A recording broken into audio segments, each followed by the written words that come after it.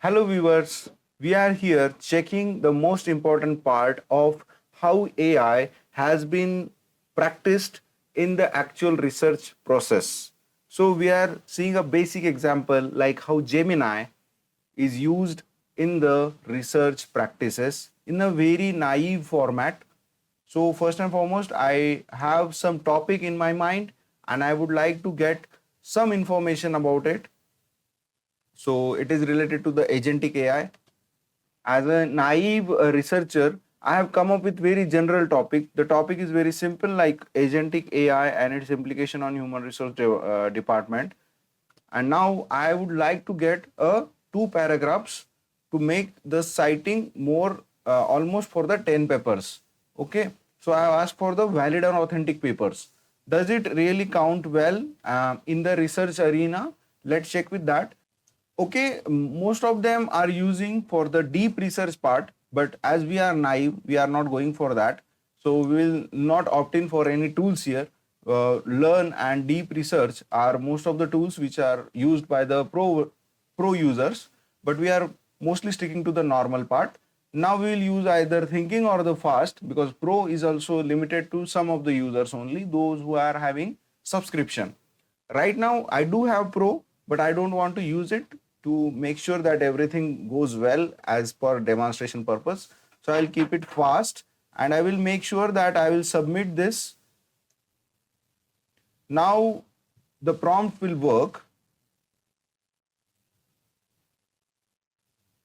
And as you can see, there are two prominent paragraphs created along with the citation. As a demonstrator, what I will do, I will make sure that I'm copying everything right now from this to the Google Docs, and I will treat it as a Google document only, because this is kind of research article already made by me with the very hard work and lots of efforts. So this is proper Google Doc. This is my research article. I have worked hard on it. Now, as a naive article writer or first time AI user, what I will do, I will just check the AI similarity. So this is my document ready. I will download it as a PDF. So it's getting downloaded. Once it gets downloaded, I will directly jump into the Turnitin. So now let's get into the quick submit tab. And once you are there, you just click on submit. It will ask for something like search on internet, search on student paper, search on periodicals or something.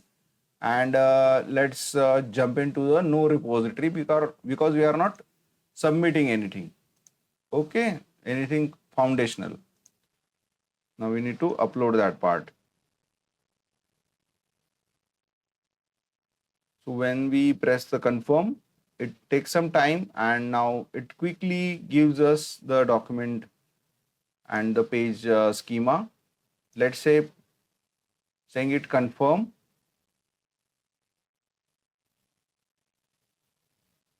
It will quickly generate the report. So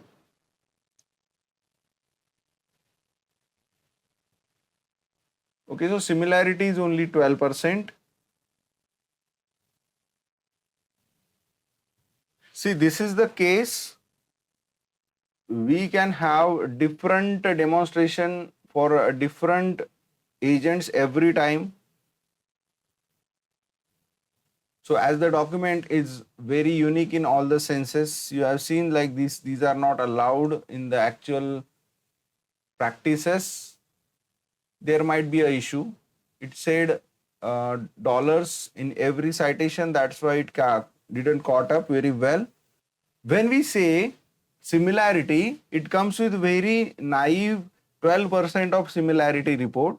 But when we hop in for the AI writing, it says 100% content is AI written.